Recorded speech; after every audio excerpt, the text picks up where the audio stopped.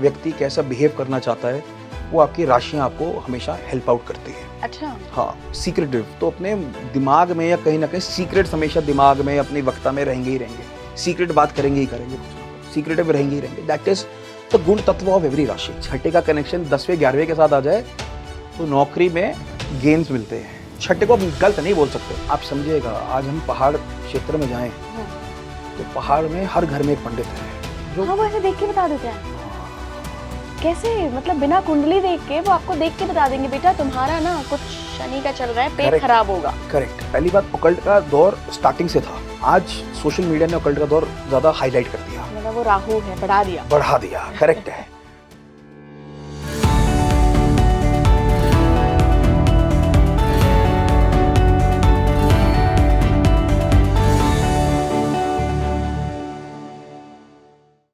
नमस्कार इंडिया, आप देख रहे हैं स्पीकिंग ट्री। मैं हूं आपके साथ इला गोस्वामी और देखिए आज बात होगी आपकी कुंडली में बैठी राशियों पर। जी हाँ, आप अपना हॉरोस्कोप खोल लीजिए और फिर क्या करना है वो हम पॉडकास्ट शुरू होने के बाद बताएंगे। और आज हमारे साथ इस पॉडकास्ट में जुड़ रहे हैं अक्षत कपूर। बहुत बहुत स्वागत है आपका। नमस्कार मैडम। फेमस एस्ट्रोलॉजर हैं, वास्तु एक्सपर्ट हैं, न्यूमरोलॉजिस्ट भी हैं।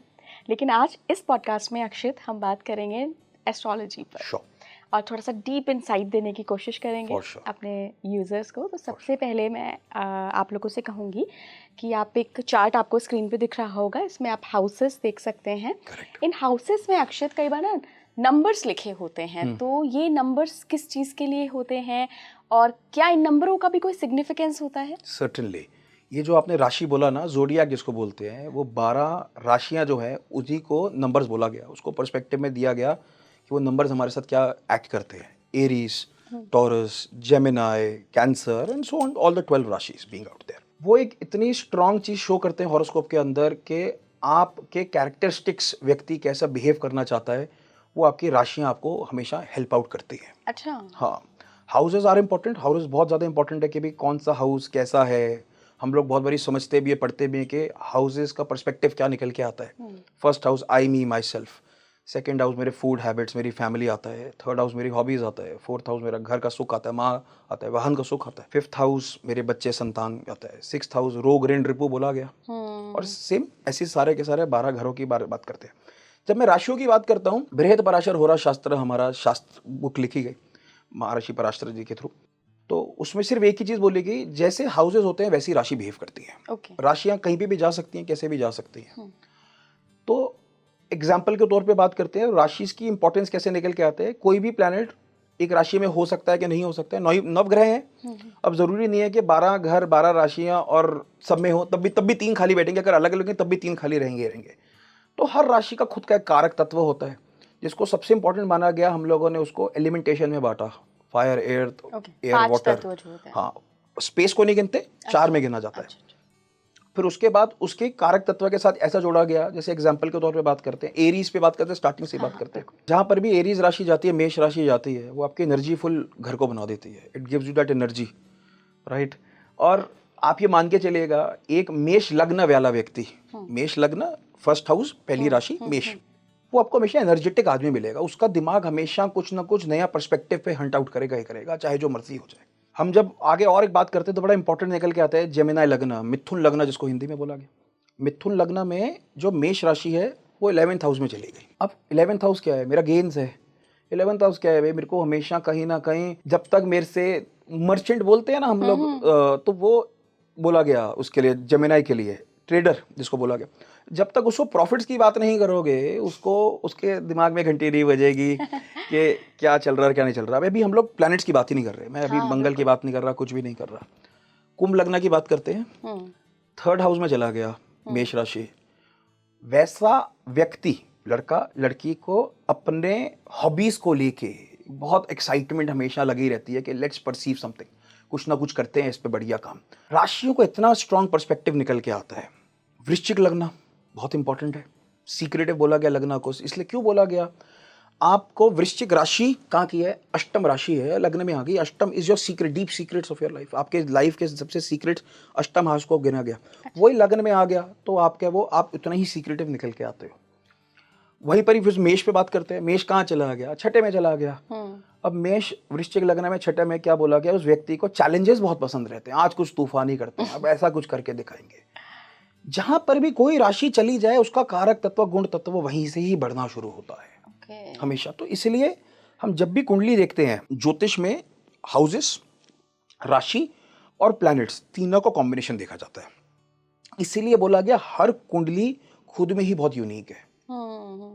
अच्छा, जो ऐसे सिर्फ हॉरोस्कोप ऐसे देख के बता देते हैं कि अच्छा आपकी तो लाइफ ऐसी होगी वैसी होगी, बड़े भाग्यशाली हो गए आप या कम भाग्यशाली हो गए, तो ये ऐसी कैलकुलेशन नहीं हो सकती। कैसे हो जाएगी? अब समझिएगा, मैं हमेशा एक बात बोलता हूँ, मैं क्लासिक्स ही पढ़ता हूँ, मैं क्लासिक्स की बात करूँगा। बृहद पराशर होरा शास्त्र में लिखा हुआ लग्न कुंडली, जो हम बात कर रहे हैं लग्न कुंडली। फिर इसके साथ में एक आता है कि सबसे इंपॉर्टेंट निकल के आता है नवमांशा, D9 जिसको बोला गया। इसी के साथ में और बड़े सारी चीज़ें निकल के आती है जिसको बोलते हैं D2 होरा बोलते हैं, देशकान बोलते हैं, D5 बोलते हैं, D7, D12, D16, D60 तक। फिर उसके बाद ये तो बेसिक हो गए। फिर उसके बाद बोला गया हायर डिविजनल चार्ट्स, जिसके अंदर नवमांश भी बोला जाता है, जिसके अंदर नवमांश का भी नवमांश होता है, 81st पार्ट बनता है। D108 निकल के आता है। तो ऐसा नहीं है ज्योतिष जो आज लोग बोल देते हैं ना कि एक स्नैपशॉट हॉरोस्कोप बोलते हैं ना, it can never be that. कभी भी पुराने किसी पंडित से बात करेंगे, शास्त्री से बात करेंगे, तो वो खड़े पैर में आंसर नहीं देते थे। वो अपना समय लेते थे, कैलकुलेशन करते थे। तो उसके बाद क्योंकि वो जो बात बोलते थे, और मैं हमेशा एक बात बोलता हूँ कि पहले के लोग जो बात बोलते थे तो हमेशा ठोस में निकल के आती थी कि हाँ यार शास्त्री जी ने बोला था, ये ठीक बोला था, क्योंकि वो कैलकुलेटिव बात कर रहे हैं, वो स्नैपशॉट बात नहीं कर रहे। और ज्योतिष कभी भी एक स्नैपशॉट के लिए बनी ही नहीं है। जो लोग चलते फिरते कुंडली एनालिसिस करते हैं ना, बहुत खराब है। मतलब it should never be done like that. वो हमेशा कहीं ना कहीं गलती के चांसेस बहुत ज़्यादा हैं कि ज्योतिष is about deep analysis.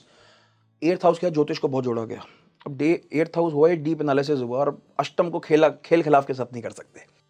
You have to be present about it. जब आपको बात करने का है, आप बिना सोच विचार के बात करोगे तो प्रॉब्लम देगा ही देगा। इसी चक्कर में राशियों को इसलिए बोला ना, तुला लग्न हुआ।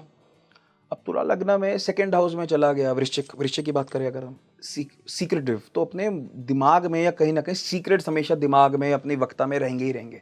सीक्रेट बात करेंगे ही करेंगे, कुछ ना कुछ सीक्रेटिव रहेंगे ही रहेंगे। दैट इज द गुण तत्व ऑफ एवरी राशि। वो वहीं से उस गुण तत्व निकल के आता है। तो इसलिए राशियों का बहुत ज़्यादा महत्व है। और आज के लोग थोड़ा सा राशियों को कम समझते हैं, कम बात करते हैं। काफ़ी लोगों ने अपने पर्सपेक्टिव दिया राशियों के ऊपर, बट मैं हमेशा एक ही बात बोलता हूँ, राशियों को बेसिक तरीके से समझना है तो जो हाउसेस के कारक तत्व होता है वैसे ही राशि को समझिएगा तो एक बेसिक व्यक्ति के लिए बहुत इजी रहेगा एनालिसिस करने के लिए। अच्छा अक्षित, मैं ये देखती हूँ आपकी अप्रोच ना हमेशा जनरली अलग रहती है दूसरे लोगों से। तो बृहद पराशर होरा शास्त्र की नॉलेज तो बहुत सारे लोग रखते हैं, बहुत सारे लोगों ने इसके जरिए ही एस्ट्रोलॉजी सीखी होगी। तो पर्सपेक्टिव कहाँ से आता है किसी भी कुंडली को देखने का? जितने लोगों ने BPHS बृहद पराशर होरा शास्त्र से पढ़ी होगी वो मेरे से, जो मैंने अभी जितनी बात बोली वो सारे अग्री करेंगे।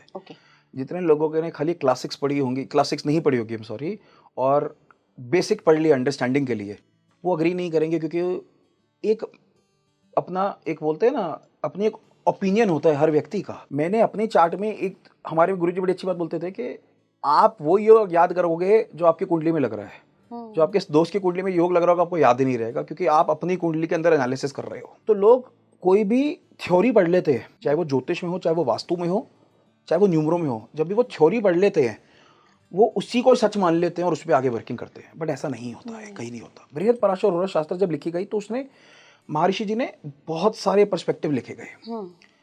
सुबह का बर्थ होगा तो क्या होगा, शाम का बर्थ होगा तो क्या होगा, शुक्ल में होगा तो क्या होगा, कृष्ण पक्ष में होगा तो क्या होगा, तिथि पे ये बर्थ होगा तो क्या होगा। तो इतना एनालिसिस लिखा हुआ है जो आज हम लोग वैदिक न्यूमरोलॉजी में बात करते हैं ना, तो लोग प्रैक्टिस ही नहीं करते उस चीज़ को। हर तिथि, हर पक्ष, हर मास मंथ का अपना एक गुण तत्व है कि व्यक्ति जब पैदा होता है तो उसको मिक्स एंड मैच करके बताया जाता है। वो भी ज्योतिष का पार्ट है। न्यूमरोलॉजी कभी अलग से नहीं थी। हमारे वैदिक के अंदर न्यूमरोलॉजी ज्योतिष के साथ ही निकल के बात करते थे। मूलांक, भाग्यांक, पहले के लोग इसको तिथियों में बात करते थे। आज भी हम जन्माष्टमी अष्टमी के दिन मनाते हैं। अभी दिवाली गई, कार्तिक की अमावस्या और कार्तिक की पूर्णिमा गुरु नानक देव जयंती, तो वो हम तिथियों के सबसे बात करते हैं। और इन्हीं तिथियों को हम लोगों ने आज कन्वर्ट कर दिया अपने इंग्लिश कैलेंडर्स में। तो बहुत डिफरेंट है। तो ज्योतिष एक अंडरस्टैंडिंग के लिए इट्स एक ऐसी साइंस है जो आप साल, 2 साल, 5 साल में तो नहीं पढ़ सकते। ये मैं हर एस्ट्रोलॉजर को बोलता हूँ, चाहे वो मेरे स्टूडेंट्स हैं, चाहे वो मेरे क्लाइंट्स हैं। आपको उसको पूरा समय देना पड़ेगा, आपको उसको पूरा calculation, it's math, pure math की तरह काम करता है वो। जब तक आप उसको समझोगे नहीं कैलकुलेशन को, आप आंसर नहीं कर पाओगे। स्नैपशॉट हॉरोस्कोप नहीं होता है कुछ भी, वो एक मजाक है, लोगों ने ऑनलाइन भी कर दिया, फेसबुक पे डाल देते, इंस्टा पे डाल देते और आंसर कर देते, नहीं। अच्छा, हम राशियों की बात कर रहे थे सारे हाउसेस में, तो एरीज के बारे में आपने बोला जी। कि फायरी राशि है, अग्रेसिव राशि है। एरीज किस हाउस में जाकर सबसे अच्छे रिजल्ट्स देती है? एक फिर ये भी एक बड़ा डिफरेंट पर्सपेक्टिव है, ऐसा नहीं है। हर हम लोग एक बोलते हैं secret of ascendants, secret of attendants को देखा ही राशियों के थ्रू जाता है हमेशा। अच्छा। हाँ, तो एक बड़ा डीप सीक्रेट, वो बोले थे ना एस्ट्रोलॉजर को, बड़े एस्ट्रोलॉजर बोलते हैं मेरा डीप सीक्रेट है, वो सीक्रेट ऑफ अटेंडेंट्स के थ्रू ही बात करते हैं हमेशा। अच्छा। और ऐसा नहीं है, हर पर्सपेक्टिव में, हर लग्न में, हर राशि में एरीज अच्छा पर्सपेक्टिव दिखते हैं। देखा साथ में ये भी जाता है कि वो प्लेनेट, मैंने एक चीज बोला, आपकी कुंडली में एरीज राशि 3rd हाउस में है, हैबिचुअल एरिया है, बट मैं मंगल को नहीं भूल सकता। ये एक मैंने जो आपको बोला एक पर्सपेक्टिव, मंगल क्यों नहीं भूल सकता? पहली राशि एरीज राशि का जो मालिक होता है वो मार्स होता है, मंगल होता है, तो वो कहाँ बैठे हुए हैं? उसके साथ में पर्सपेक्टिव भी देखना पड़ेगा। इसलिए मैंने बोला ना, मैंने एक एनालिसिस दे दिया। एनालिसिस हुआ आपके, वो क्या कहते हैं उसे, कौन सी फोटो बोलते हैं हमारे जो पासपोर्ट पे लगती है, पासपोर्ट साइज फोटो। बट जो एनालिसिस हुआ फिर वो पूरी बॉडी देख के बोलते हैं ना कि व्यक्ति मोटा है, पतला है, भाई कोई प्रॉब्लम तो नहीं है। तो वो एनालिसिस करना पड़ता है हर चीज का। फिर उसके अंदर नवांश भी लगता है, उसके अंदर हॉरोस्कोप पूरा प्रॉपर प्लैनेट्स भी लगते हैं, उसके अंदर अलग अलग राशियां भी लगती हैं। फिर उसके बाद एक एनालिसिस दिखता है, स्नैपशॉट में नहीं होगा। और इसलिए बोला गया एरीज कहीं पर भी बैठता है वो पॉजिटिव है, मगर वो अग्रेशन पैदा करता है। वहां से वो शुरू होता है कि अब क्या करा जा सकता है, आज कुछ तूफानी करते हैं। That is Aries. टॉरस का क्या कैरेक्टरिस्टिक्स है? टॉरस एक बड़ा स्ट्रॉन्ग बोला गया, 2nd हाउस, 2nd राशि आपके फूड हैबिट्स को बहुत स्ट्रॉन्ग शो करता है। इसलिए टॉरस लगने वाले लोग आपको बड़ा देखेगा, थोड़े से फूडी उनकी हैबिट्स बहुत ज़्यादा रहती हैं। उनको फूड थॉट्स, फूड हैबिट्स बहुत अच्छा मज़ा आता है उन लोगों को बात करने में। तो 2nd हाउस, 2nd राशि जहाँ जाता है वो अपने कारक तत्व, अपने बोलने का स्टाइल भी 2nd हाउस है अच्छा। आपका। हाँ, तो 2nd राशि जहाँ जा रही है तो आपका एक पर्सपेक्टिव शो करता है आप कैसी बात कर रहे हैं। एग्जाम्पल के तौर पे तुला लग्न पे बात करते हैं, एक इंटर एक्सचेंज हो गया, वृश्चिक 2nd हाउस में चला गया और टॉरस 8th हाउस में चला गया। Secretive areas both of them area, तो सीक्रेट बहुत ज्यादा दबा के रख सकते हैं, बात ज्यादा बोलेंगे नहीं कहीं पर भी। तो हर गुण तत्व राशि को साथ में, जैसा हाउस है, बिल्कुल बेसिक में समझा रहा हूँ, I am not getting into बहुत मेजर नहीं जा रहा। जो आपकी हाउसेस की जो कारक तत्व हैं वही आपके साथ में राशि में चलते हैं, और जब भी आप अप्लाई करेंगे दोनों को एक साथ में, आपको आंसर मिलने शुरू हो जाएंगे। Right. 5th house and 8th house जो होते हैं, एक बच्चा संतान का घर होता है, एक 8th ये शायद मृत्यु का भाव भी होता है। मृत्यु बोला गया, डीप सीक्रेट्स बोला गया। यस। तो अगर टॉरस मृत्यु के भाव में चली जाए तो वो क्या, जो 4-5 उसके एस्पेक्ट्स होते हैं उनके अकॉर्डिंग बिहेव करती है क्या? हाँ। क्या होता है? 2nd तुला लग्न आपने बोला, जैसे आपने तुला लग्न का एग्जांपल दिया, 8th हाउस में टॉरस चला गया, अब सीक्रेटिव एरिया हो गया। उस व्यक्ति को खाने का पर्सपेक्टिव भी अपना नहीं पता कि उसको क्या पसंद है और क्या नहीं पसंद है, कि मतलब वो कंफ्यूज स्टेट ऑफ माइंड उसको बोलते हैं ना, वो रह सकता है कि यार चाइनीज पसंद है साउथ इंडियन ला दो शायद, यार देखता हूँ। तो इट इज लाइक दैट कि थोड़ा सा मिक्स एंड मैच हमेशा चलेगा, हमेशा चलेगा। आप किसी भी राशि को पकड़ लो, एक व्यक्ति का 9th हाउस में चला गया टॉरस राशि, उसको मंदिर का भोग जैसे बोलते हैं ना, उसको बड़ा अच्छा लगेगा वहां पर करना। अच्छा, भंडारा वगैरह, भंडारा हो गया। अब वो 10th हाउस में चला जाए तो वो व्यक्ति को बोलने की कला अपने ऑफिस पर्सपेक्टिव में बहुत स्ट्रांग रहेगा। तो मैंने बोला ना कि हर उसका एक अलग पर्सपेक्टिव है, राशियों के साथ में हाउसेस पकड़ लो, देन एनालिसिस, तो आपको मिलेगा उसका आंसर। अच्छा, अगर हमारे यूजर इस वक्त अपनी कुंडली देख रहे हैं तो वो क्या देखें, मतलब कि मेरे हाउस में कौन सी राशि बैठी है, ये कैसे पता लगेगा? 1st हाउस एक हमारा होता है, 1st हाउस में कोई नंबर लिखा होगा 1 to 12, तो वो आपका लग्न हुआ। वो लग्न को आप नोट कर लीजिएगा। अगर आपको हाउसेस का नॉलेज है तो बहुत अच्छा है, नहीं है तो नॉलेज एक बेसिक में, जैसे मैंने बोला 6 आज तक समझाया था। 7th हाउस जो होता है वो हमारी मैरिज का होता है, शादी का होता है, हमारे पार्टनरशिप का होता है। 8th हाउस डेथरी का होता है, सीक्रेट्स का होता है। 9th हाउस रिलीजन का होता है, पिता का स्थान बोला गया। 10th हाउस मैं जो काम करता हूँ, कर्म करता हूँ, उसके लिए बोला गया। 11th हाउस मेरी इनकम के लिए हो गया, जो मैं इनकम जनरेट करता हूँ। 12th हाउस फॉरेन, मेरा खर्चा। 11th आय है, 12th व्यय है, मेरा जो एक्सपेंसेस है वो 12th हाउस से देखा गया। अब उसकी राशि देख लो कौन कौन सी है। तो आज के लिए सिर्फ इतना समझो कि एरीज कहाँ जा रहा है। अब उसके साथ जो मैंने आपको एरीज के कॉन्टैक्ट्स बताया, उसमें अप्लाई करके देखो how is it applying with you. अब कमेंट में लिखिएगा, आपको समझ आएगा कि उसके अंदर कैसे कैसे चीजें निकल के आएंगी। Right right. अक्षत, हमने एरीज की और टॉरस की बात कर ली कि कौन से हाउस में वो कैसा रिजल्ट देते हैं। अगली राशि जेमिनी। जेमिनी, जेमिनी ट्रेडर राशि है। ट्रेडिंग करवानी है तो जेमिनी से बात करो, he will be very very good. और एरी राशि बोलेगी, एयर एलिमेंट राशि बोलेगी, ट्रेडर राशि है। जेमिनी लग्न वाले लोग ट्रेडिंग, मैंने पर्सपेक्टिव बता दिया था, मैंने क्यों बोला था उस चीज़ को। जेमिनी राशि जो है, मिथुन राशि जिसको बोला गया, हॉबिचुअल राशि है, थर्ड हाउस आपका हुआ। जहां पर भी जाती है उस व्यक्ति को वहां के कारक तत्व, उस हाउस के कारक तत्व हमेशा एनहांस करती है towards the hobbies, towards the hobbies. Fourth house में चली गई, उस व्यक्ति को इंटीरियर रिलेटेड, घर रिलेटेड, गाड़ी रिलेटेड का हॉबीज बहुत, कई लोगों को होता है ना यार, वो गाड़ी की वो साइलेंसर की आवाज सुन के बता देंगे गाड़ी का मॉडल कौन सा है। कई लोगों को बहुत शौक होता है ये। तो आप हमेशा देखेंगे ना, फोर्थ हाउस का जेमिनी के साथ कनेक्शन हमेशा मिलेगा। ये पक्का मेरा होगा, अगर नहीं है तो आई एम नॉट श्योर कि क्यों नहीं है, बट होगा। तो कई लोगों को, मैंने बोला ना, शौक बहुत रहता है इस चीज़ का। और जेमिनी की जब मैं बात करता हूँ तो it's a multiple layered of perspective. Communication बहुत स्ट्रांगली बोला गया थर्ड हाउस के साथ में। थर्ड हाउस के साथ में, थर्ड हाउस को थोड़ा सा नेगेटिव भी साथ में पोर्ट्रे करा जाता है। अष्टम का अष्टम बोलते हैं ना हम, जब भावात भवम की जब बात करते हैं तो थर्ड हाउस को अष्टम का अष्टम बोला गया, तो थोड़ा सा नेगेटिव भी बोला जाता है। एट से एट, तो हम भावात भवम होता है, कौन सा हाउस से जितना हाउस उतना ही आगे गिनो तो उसका वो सेकंड पर्सपेक्टिव माना जाता है। ओके। 10th का 10th, 7th हाउस, इसलिए 10th हाउस प्रोफेशन था, 7th हाउस आपके बिजनेस साथ में भी देखा जाता है। अच्छा। बिजनेस के लिए 7th हाउस देखा जाता है। 10th तो पर्सपेक्टिव हुआ हर चीज के लिए, आप भी प्रोफेशन, मैं भी प्रोफेशन, कोई भी प्रोफेशन हुआ तो 10th हाउस हुआ। 7th हाउस टिपिकली बिजनेस के लिए देखा जाता है, 6th हाउस सर्विस के लिए देखा, नौकरी के लिए। कुंडली में जब भी, थोड़ा डिटेल करता हूँ इस चीज को, कुंडली में जब भी छठा हाउस का कनेक्शन 8-12 के साथ आ जाता है, दशा में, महादशा अंतरदशा में आ जाए, तो व्यक्ति को बीमारी का रोग देता है। 6th हाउस को प्रॉब्लम बोला गया हमेशा। छठे का कनेक्शन 10वें 11वें के साथ आ जाए तो नौकरी में गेन्स मिलते हैं। छठे का कनेक्शन 11वें में आ जाए तो आपको 100% आपको गेन्स मिलेंगे आपके नौकरी के पर्सपेक्टिव में। छठे का कनेक्शन 11वें से आपका क्या मतलब है? कनेक्शन कैसे? वंडरफुल। हम नाड़ी ज्योतिष बोलते हैं। नाड़ी के अंदर तो बोला गया कि नक्षत्र लेवल पे जब हम बात करते हैं तो कि हर प्लैनेट अपने लॉर्ड, सब लॉर्ड और उसके आंसर्स देता है।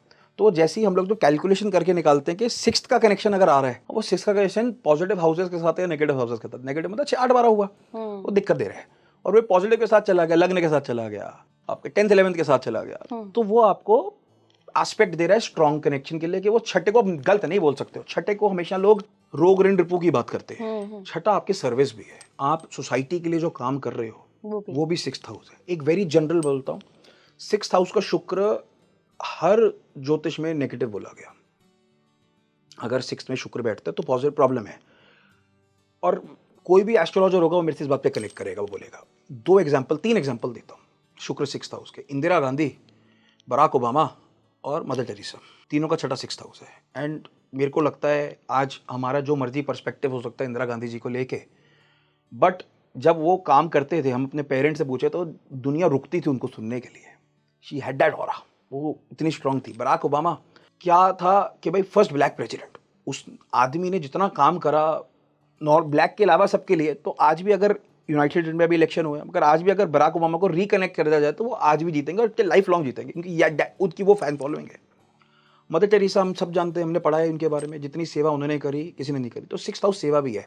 6th हाउस शुक्र आपको अच्छा वक्ता बनाता है, बट 6th हाउस का शुक्र आपको बहुत ही स्ट्रांगली, अगर आप सेवा भाव में हैं तो आप वो जो निगेशन बोलते हैं ना, नेगेटिविटी जो खत्म करता है ना, तो वो करता है। तो किसी का भी शुक्र 6th हाउस में है, वो सेवा भाव में इरादा रहे, तो उसको हमेशा किसी भी हाउस, किसी भी राशि उसमें हो सकता है, कोई प्रॉब्लम नहीं है, बट वो जितना करेगा उसका अच्छा निकल के आएगा। बैक टू मिथुन आते हैं, जेमिनी। हाँ सॉरी, अब डीरेल से वापस रियल पे आते हैं। तो मिथुन पे जब हम बात करते हैं तो मिथुन आपका हॉबिचुअल राशि हुआ, जहां पर भी जाएगा तो उसकी कारक तत्व हॉबीज के हिसाब से बढ़ा देगा। उसके एरी मतलब वो व्यक्ति को उसके थॉट प्रोसेसेस बहुत अजीब हो जाते हैं मिथुन की तरफ, क्योंकि एरी राशि है। बुध का बड़ा स्ट्रॉन्ग कनेक्ट माना गया एरी राशि। बुध के पास 2 ही राशि है, मिथुन और कन्या। कन्या अर्थी है, मिथुन एरी है। तो ख्याली पुलाव बोलते हैं ना, वो उसके साथ बहुत स्ट्रांगली कनेक्ट करता है एरीज के, जेमिनी के साथ में। जहां पर भी जाएगा आपको थॉट प्रोसेस बहुत स्ट्रांग कर लेगा, आपका कनेक्ट उस घर की तरफ बहुत अच्छा रहेगा। अगर लग्न का ही स्वामी हो तो लग्नेश हो, मतलब लग्न में मिथुन हो, हाँ तो बहुत बढ़िया। मैंने बोला ट्रेडर है बंदा, उसका थॉट प्रोसेस चलेगा ही चलेगा हमेशा। वो सोचेगा ही सोचेगा, बहुत डिफरेंट पर्सपेक्टिव, उसके घोड़े भागेंगे भागेंगे, यहाँ भी ये भी ये भी, दैट इज दैट मिथुन का चार्म है वो। राइट, अगली राशि पे चलते हैं। कर्क, वेरी इंपॉर्टेंट। कर्क लगना, लोग काम के लिए, अपने बिजनेस पर्सपेक्टिव के लिए या नौकरी के लिए किसी भी होंगे, बड़े एक्साइटेड तरीके से काम करते हैं। वो पैशन है उनके अंदर कि भाई let's do something new always. कर्क इज अ वेरी लवेबल राशि, चंद्र की राशि है। कर्क जहाँ जाती है ना, कर्क के साथ सिर्फ एक ही प्रॉब्लम है, थोड़ा सा मूड स्विंग प्ले जरूर करती है। जिस भी हाउस में जिस भी बैठते हो, हाउस में रिलेटेड, उस हाउस से रिलेटेड में लग्न में रहेगा तो आप ब्लाइंडली किसी को बोल सकते हो कि थॉट प्रोसेस, मूड स्विंग्स बहुत ज़्यादा रहता है आपका। चंद्र को बात ही नहीं कर रहा मैं भी कहीं पर भी। सेकंड हाउस में जा रहा है तो आपको हमेशा कहीं ना कहीं आप अपनी बातों में खुद ही खोने की बात कर जाओगे कि मिक्स एंड मैच कर दोगे। चंद्र क्या है? चंद्र सिंपल समझिएगा, चंद्र के पास 27 रानियां थी। एक स्टोरी के साथ समझाता हूँ, उससे आपको कर्क कनेक्ट हो जाएगा। वो कभी कंटेंट नहीं था अपनी लाइफ में।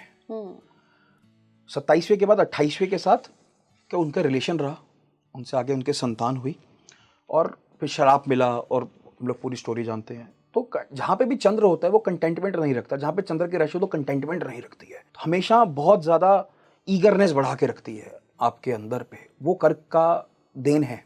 कर्क जहाँ पर भी, जैसे हमने लग्न की बात करी, तो वो एंग्जाइटीफुल रहेगा ही रहेगा कहीं ना कहीं। मकर लगना, कर्क चला गया 7th हाउस में, आपकी contentment towards spouse, it is ऐसा नहीं है कि मतलब मैं बोल रहा हूँ नेगेटिव नहीं, शायद और बेटर हो सकता था।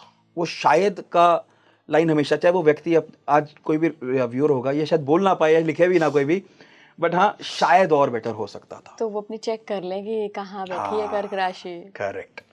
तो कर्क एक बड़ी स्ट्रांग राशि है, क्योंकि आपका घर का सुख भी कर्क बताता है। 4th हाउस बताता है ना, चौथा घर चौथी राशि, उसके लिए भी बहुत पर्सपेक्टिव स्ट्रांग तरीके से बात करता है। आपने सेकंड हाउस बोला कि कर्क अगर सेकंड हाउस में जाएगी, सेकंड हाउस तो पैसे का भी होता है, पैसे से भी रिलेशन होता है इसका। ज्योतिष के अंदर 12 घर को पूरी जिंदगी में हर पर्सपेक्टिव में बांटा गया, चाहे वो पैसा हो। अब वो पैसे के लिए आपने बोला तो उस व्यक्ति को डुअल इनकम के प्रति हमेशा थोड़ा सा रहेगा, फैमिली की डुअल इनकम हो जाए, मेरी डुअल इनकम हो जाए। अच्छा, पर्सपेक्टिव चाहिए ना। राइट। आप उसको नेगेटिव मत देखो। समझ गए, नेगेटिव मत देखो। तो अब कोई व्यक्ति आता है, अब वृष लगना आया, 3rd हाउस में कर्क चला गया, अब उसकी हॉबीज मल्टीपल हो सकती हैं, आर्टिस्टिक हॉबीज जरूर हो सकती है। चंद्र की राशि आया ना, तो उन हर चीज का पर्सपेक्टिव देखा जाएगा। मैं कहता हूं, मैं बड़ा वेग बता रहा हूं, मगर प्लैनेट को साथ साथ में देखिए हमेशा। कर्क जहां पर है, चंद्र जहां पर है, मूड स्विंग रिलेटेड एरिया हमेशा आपको दिखेगा ही दिखेगा। क्या कर्क राशि का कुछ अच्छा भी वो है कि भाई इस घर में जाके अच्छा रिजल्ट देती है? मैंने क्या बोला, हर राशि हर जगह अच्छा ही देती है, कोई प्रॉब्लम नहीं है। अब मैं किसी व्यक्ति को अगर डुअल इनकम सोच रहा है तो अच्छा ही सोच रहा है ना, पैसा और चाहिए। नेगेटिव क्यों सोच रहे हो? ग्लास को आधा खाली मत देखो, आधा भरा हुआ ही देखो। हाँ। तो कर्क जैसी 10th में जाता है, उस आदमी का प्रोफेशनल कनेक्ट अपने प्रोफेशन को लेके बहुत स्ट्रांग हो जाता है। मतलब वो हमेशा पॉजिटिव अफर्मेशंस, पॉजिटिव थिंकिंग ही सोचेगा।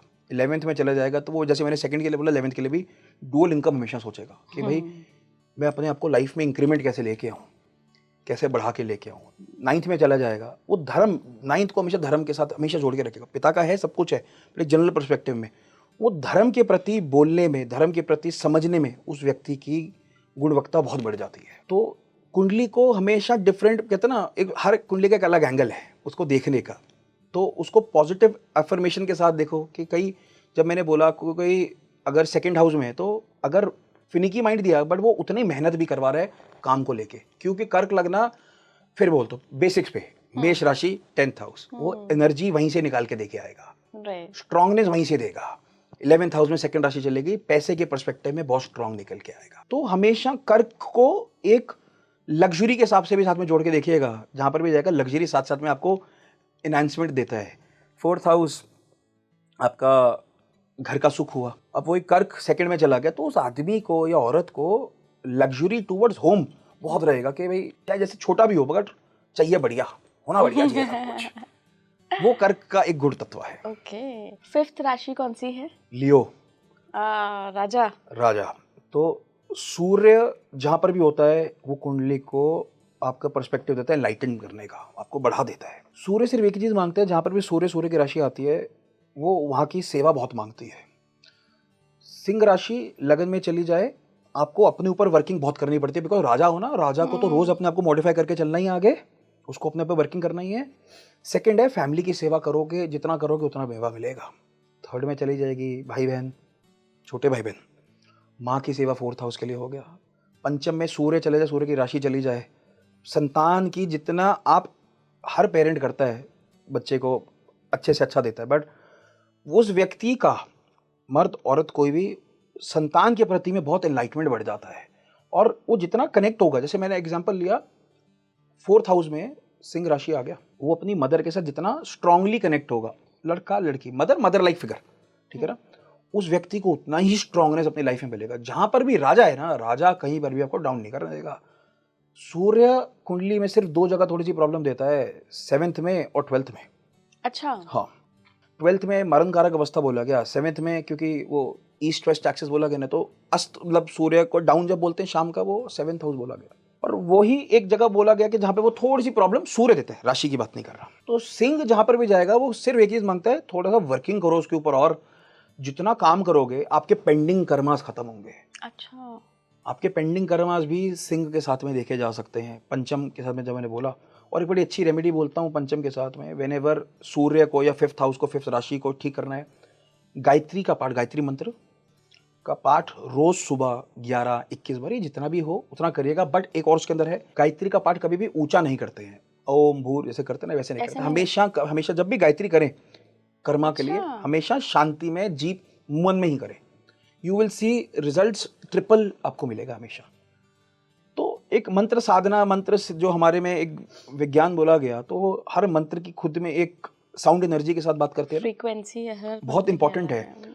आप सोचिएगा मैम, आप और मैं बात कर रहे हैं, हम एक सिमिलर टॉपिक पे बात कर रहे हैं, we can continue for 7-8 hours 10 hours.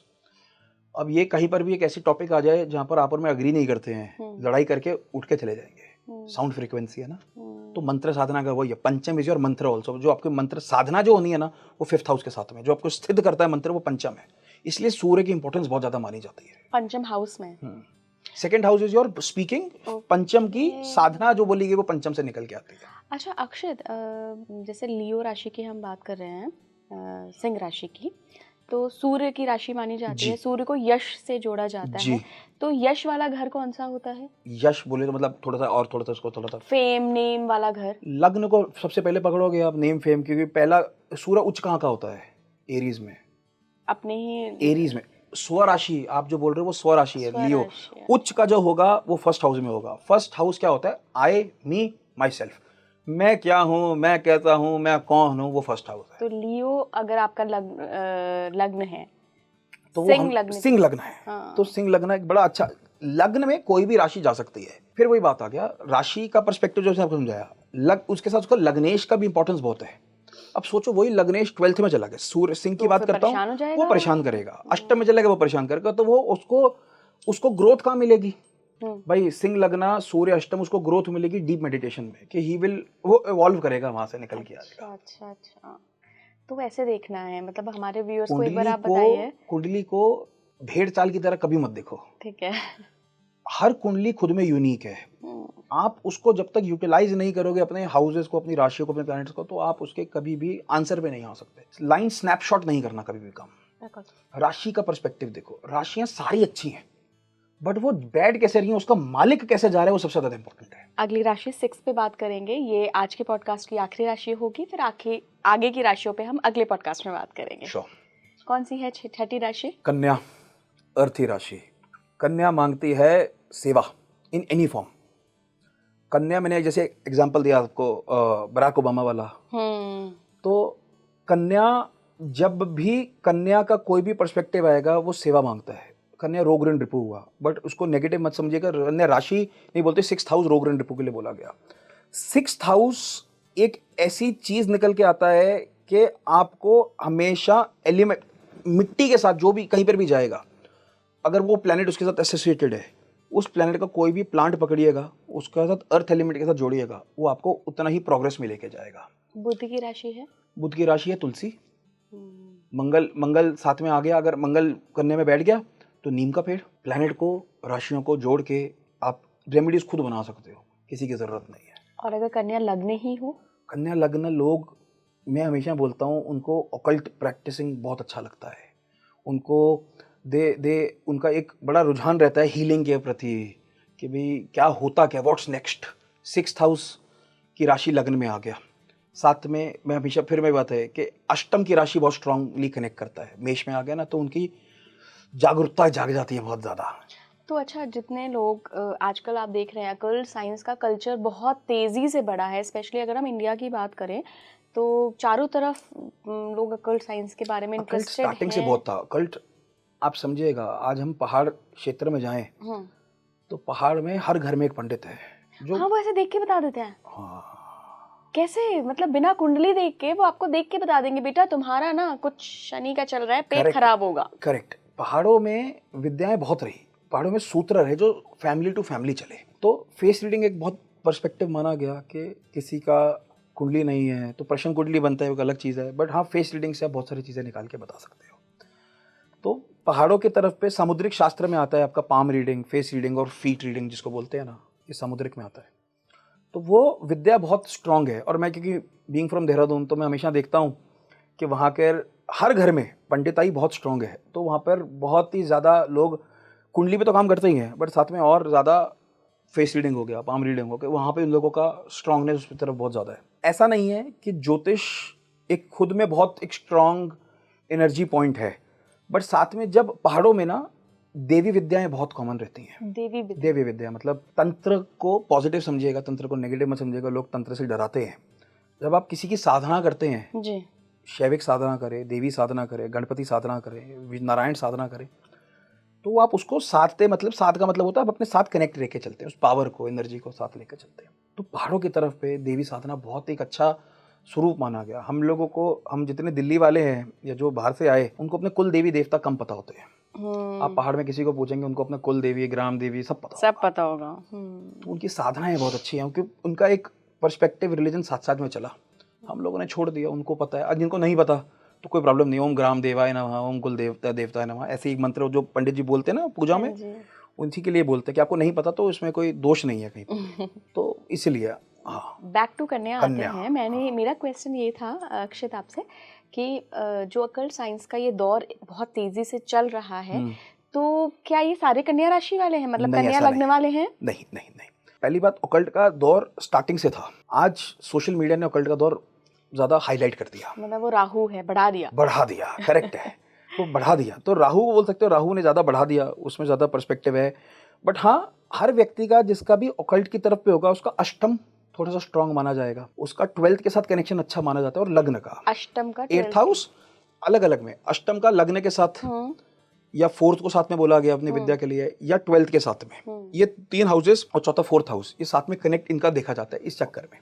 कन्या राशि किस हाउस में बहुत अच्छे रिजल्ट्स देती है? फिर वही बात, हर हाउस में आप किसको कैसे यूटिलाइज कर रहे हो। सोचिएगा एक एग्जांपल, मेरा मतलब अक्षय जैसे लोगों के लिए ऐसा रहता है कि अच्छा रिजल्ट मतलब कि मेरी हेल्थ अच्छी रहे, मेरे रिलेशनशिप अच्छे रहे, मेरा पैसा बढ़िया बने रहे, नौकरी अच्छी चलती रहे। समझाता हूँ। कन्या राशि 12th हाउस में चली गई। वो पर्सपेक्टिव अगर आदमी अगर अपना ध्यान बुध को साथ में देखते हुए अगर मेडिटेशनल एरियाज में अपना काम करेगा तो उसको चैलेंजेस, जो नेगेटिव चैलेंजेस होते हैं वो कम आएंगे। कन्या राशि आपके लग्न में, तो मैंने जैसे भी हमने बात करी, कन्या राशि अगर आपके 10th हाउस में चली गई तो वो ट्रेड्समैनशिप, वो पर्सपेक्टिव, अपनी सेवा, अपने काम में कर्म के साथ में सेवा कहीं ना कहीं जरूर जोड़ ले।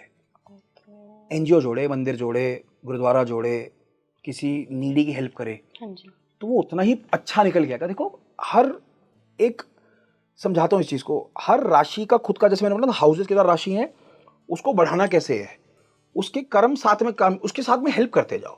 एक व्यक्ति जो थोड़ा सा बीमार है उसको जूस पिलाते हैं ना, तो वो जूस का थोड़ा सा तगड़ा होता जाता है, उसकी इम्यूनिटी बढ़ता है। वही अगर आपका कोई प्लैनेट, वही आपकी राशि वीक है तो उसके साथ उसी पर्सपेक्टिव, उसके प्लैनेट का पर्सपेक्टिव उसके साथ काम करोगे तो आपको सपोर्ट देगा ही देगा। राइट। तो हमने 6 राशियों की बात की कि कुंडली में किस किस घर में कौन सी राशि, क्या कैरेक्टरिस्टिक्स होते हैं। आपने साथ साथ में रेमेडीज भी बता दी कि भाई अगर ये घरों में हो तो आप ऐसे ऐसे कर लो। आज के लिए अक्षित इतना ही। अगले पॉडकास्ट में हम बाकी बची 6 राशियों के बारे में बात करेंगे। अगर आपका कोई भी सवाल है तो देखिए, आप अभी कमेंट बॉक्स में हमें बता दीजिए। हम अक्षित के साथ जब जुड़ेंगे तो डेफिनेटली आपके सवाल लेने की कोशिश करेंगे। जुड़े रहिए स्पीकिंग ट्री के साथ। नमस्कार।